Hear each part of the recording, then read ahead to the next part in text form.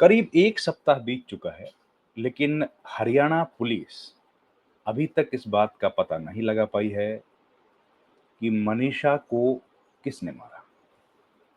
मनीषा एक सिंबल बन गई हैं हरियाणा में कानून व्यवस्था के फेलियर, असफल कानून व्यवस्था जो हर मोर्चे पर फेल है और उसी तरीके से असफल हरियाणा की पुलिस, उसका एक सिंबल बनकर उभरी हैं मनीषा। मनीषा के पिता ने 11 तारीख को पुलिस को सूचना दी उनके गायब होने की और पुलिस हाथ पर हाथ धरे बैठी रही। समय, घंटे बीतते चले गए, लेकिन पुलिस के कान पर जूं तक नहीं रेंगी।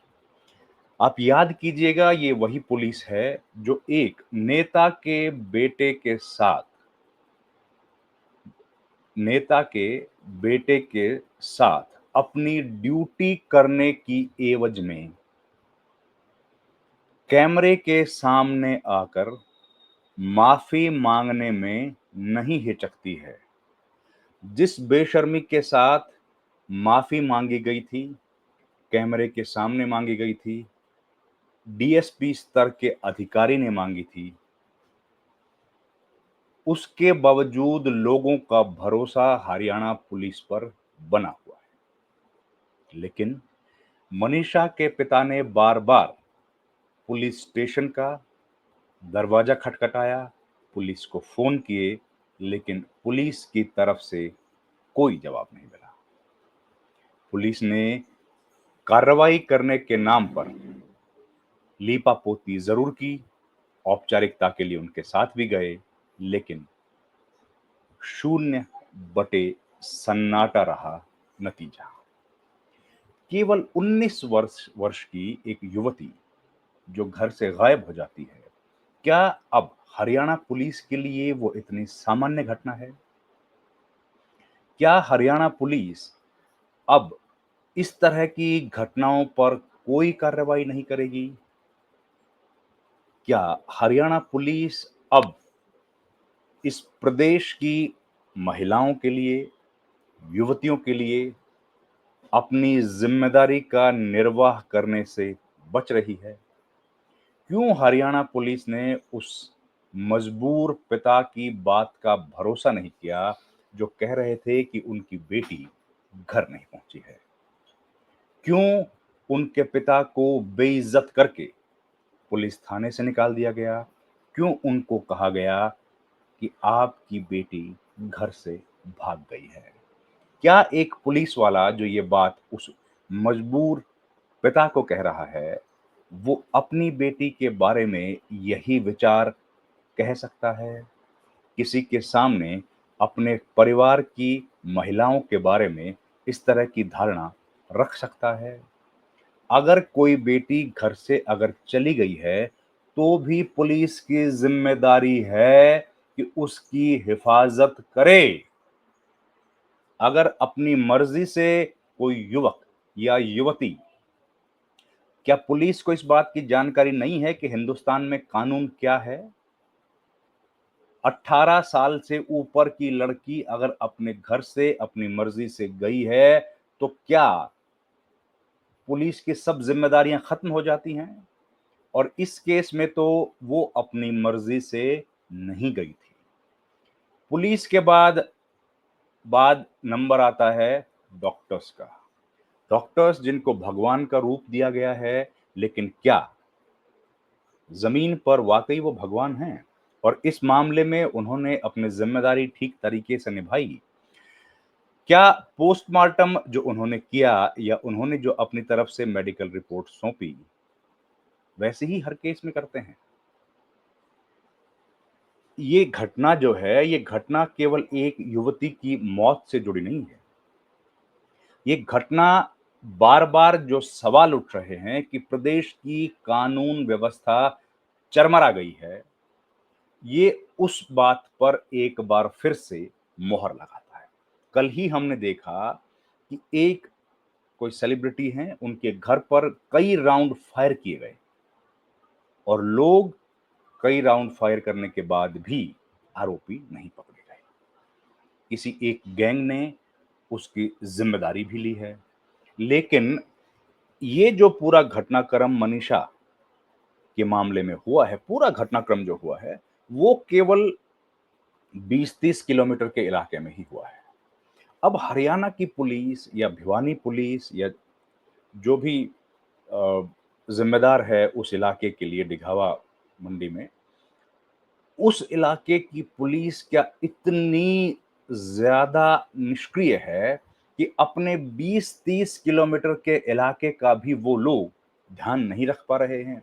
याद कीजिए किस फुर्ती के साथ, किस चपलता के साथ, किस तेजी के साथ हरियाणा पुलिस के डीएसपी माफ़ी माँग रहे थे कि उन्होंने एक व्यक्ति को मुख्यमंत्री की सेवा में जो नियुक्त थे, एक व्यक्ति को आने से रोका।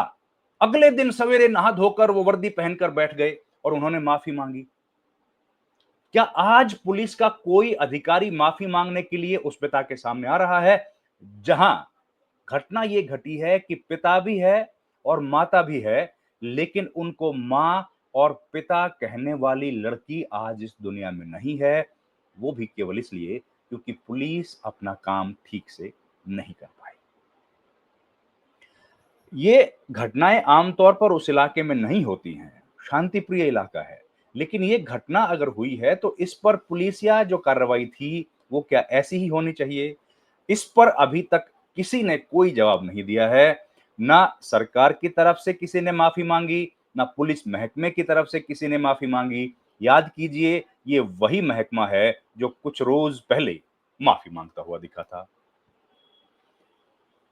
घटना के बाद अब कुछ लोग धरना दे रहे हैं। धरना स्थल पर एक मंत्री का जाना हुआ।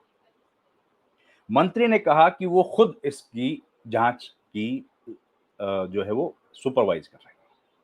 अब मुझे समझ नहीं आता कि वो मंत्री किस हैसियत से ये बात कह रही हैं, क्योंकि law and order ministry of home affairs का मामला है और मिनिस्ट्री ऑफ होम अफेयर्स की जो डिपार्टमेंट है वो मुख्यमंत्री के पास है।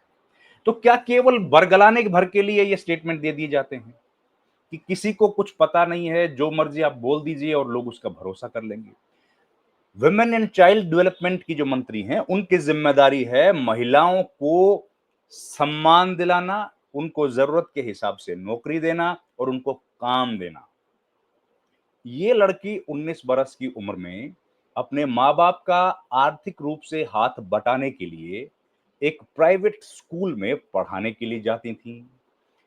क्यों मिनिस्टर साहिबा ने उस बच्ची को इस तरह की अपॉर्चुनिटीज, अवसर दिए कि उसको उस स्कूल में पढ़ाने के लिए नहीं जाना पड़ता और वो कहीं सरकारी नौकरी कर पाती? उनकी जिम्मेदारी यहां थी, जिस जिम्मेदारी में वो बुरी तरह असफल रही। जब जिम्मेदारी पूरी नहीं कर पाई हैं तो अब आप आते हैं धरना स्थल पर और इस तरह की बातें करके चले जाते हैं। उसके बाद मुख्यमंत्री कहते हैं कि ये जो बिटिया मनीषा जिनके साथ ये घटना घटी है, वो उनकी बेटी जैसी है। होंगी, बिल्कुल ठीक बात है। लेकिन मुख्यमंत्री जी, ये मैं जानना चाह रहा हूं कि अगर आपकी बेटी हैं तो सुरक्षा क्यों नहीं है उनके पास? क्या मुख्यमंत्री के परिवार के सदस्यों की इतनी ही सुरक्षा होती है? क्या मुख्यमंत्री, जिनके पास कानून और व्यवस्था की भी जिम्मेदारी है, जो मिनिस्टर ऑफ होम भी हैं, वो हर बेटी की इतनी ही रक्षा करते हैं? इतना बड़ा घटना घट गई है और अभी तक 1 सप्ताह बीत जाने के बावजूद भी पुलिस के हाथ खाली हैं।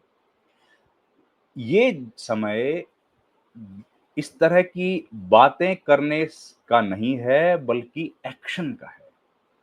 मुख्यमंत्री की तरफ से इस मामले पर अभी तक कोई एक्शन नहीं दिखा है। हाँ, कुछ औपचारिकताएं दिखी हैं, जिसमें एसपी का तबादला कर दिया गया है, कुछ लोगों को सस्पेंड कर दिया गया है।